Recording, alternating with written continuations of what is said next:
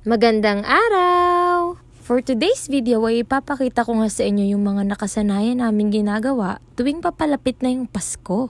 Shoutout nga pala sa nanay kung naglagay ng mistletoe dito. Sino kayang halik sa akin dito? Uy, feeling ko dyan. Ho, ho, Merry Christmas! Santa Claus, baka naman.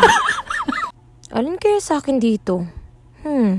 Pero ito talaga yung pinakihintay ko, ang magluto dahil ako yung palakain.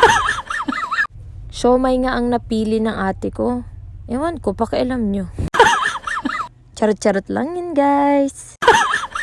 Pagkatapos nga nilang i-wrap yung mga siomay, agad ko namang nilagyan ng langis yung paglulutuan namin. Huwag kayo mag-alala, malinis yung kamay ko. 101% malinis. At isa-isa ko na rin silang nilagay dito sa paglulutuan namin. Tinanong nga ako ni mama kung ilan piraso daw yung ginawa nila ate. Malay ko ba ayaw ng mat sa akin? Share ko lang guys, ito nga pala yung unang araw na hindi namin kasama si Papa. Super malungkot pero kailangan namin maging strong para kay mama. Dahil alam naman namin nandito lang din si Papa sa tabi namin eh. Love you pa, Merry Christmas! Ayan na guys, matatapos na ako, makakain na rin. May feeling ka matagal pa lutuin yan. At pagkatapos nga ay pinatabunan ko na kay mama para maluto na namin.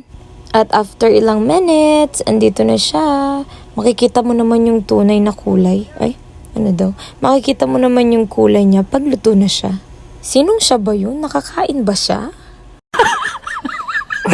Siomay kasi yun guys, siomay. At meron nga pala kaming pipirituhing manok, pero mamaya na yun. At meron din kaming nilaga. Ang haba ng nilaga mo, B.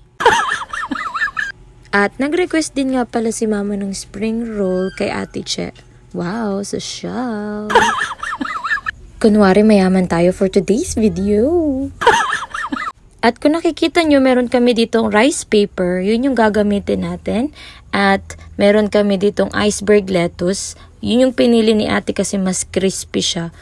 Yung isang kagat, parang Jollibee agad. Char. At ididip lang natin yung wrapper sa water. At i-add lang natin yung mga fillings. Hindi yung fillings mo ha. Yung fillings na iceberg lettuce, pepino, mangga, ham, at saka onion leaves. Para hindi ka iwan. And then, i-wrap nyo na lang with love.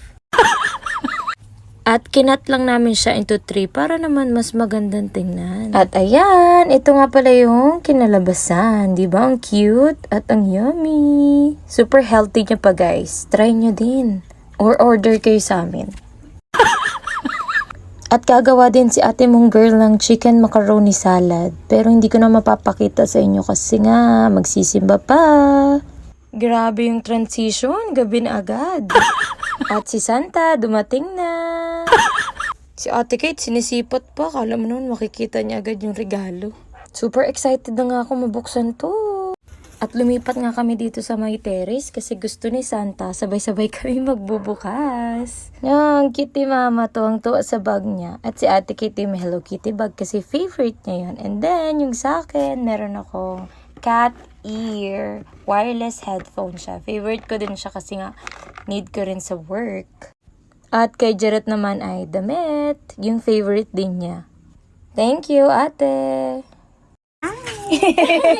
So hanggang dito na lang muna guys. Let's eat! Merry Christmas!